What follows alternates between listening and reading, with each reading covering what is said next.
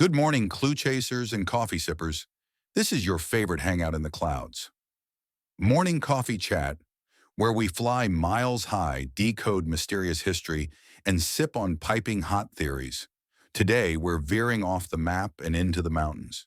But not just any mountains. We're circling the rugged peaks of Wyoming, Montana, and Idaho, following the smoky trail of aviation tragedies that echo louder than jet engines. Let's take it back. 27 years ago, to the twilight of a Jackson Hole summer.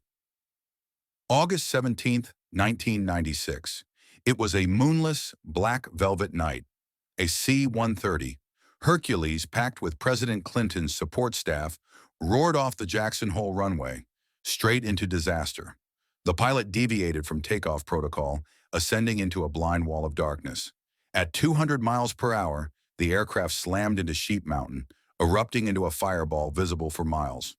"My radar altimeter just died," the pilot's final words. 9 lives lost, including 8 Air Force crew members and 1 Secret Service agent. A devastating impact that reshaped not only Jackson's skyline, but military training protocols across the country.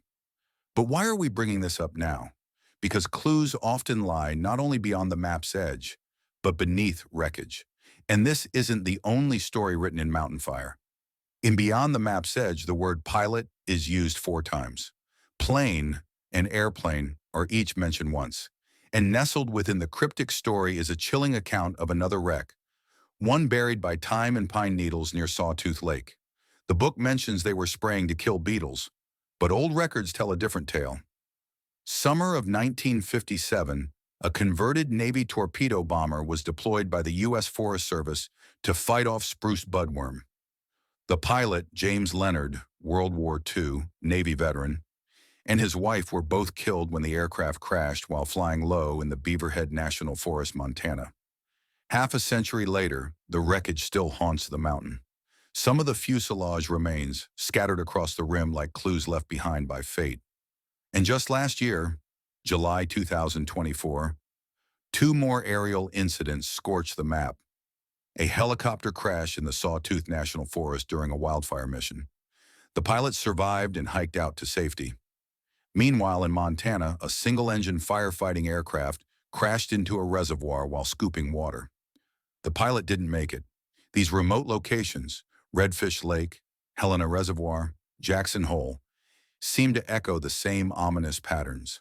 Mountains, fire, plains, tragedy. You want more wreckage in the wilderness? Wyoming and Montana hold plenty. Here's a quick flyover. 1985. Wind River Range, Wyoming. A twin-engine Cessna crashes into a glacier, killing 5.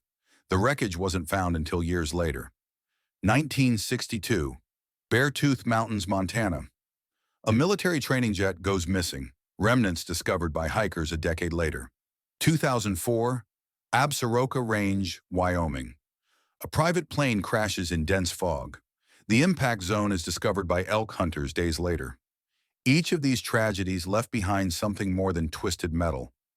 They left stories, whispers, maybe even clues. So what are we really circling here? Is it just coincidence that Beyond the Map's Edge includes subtle nods to real-world crashes? Why is Sawtooth referenced with such detail? What does it mean when the book's world overlaps with ours? Not just metaphorically, but geographically and historically.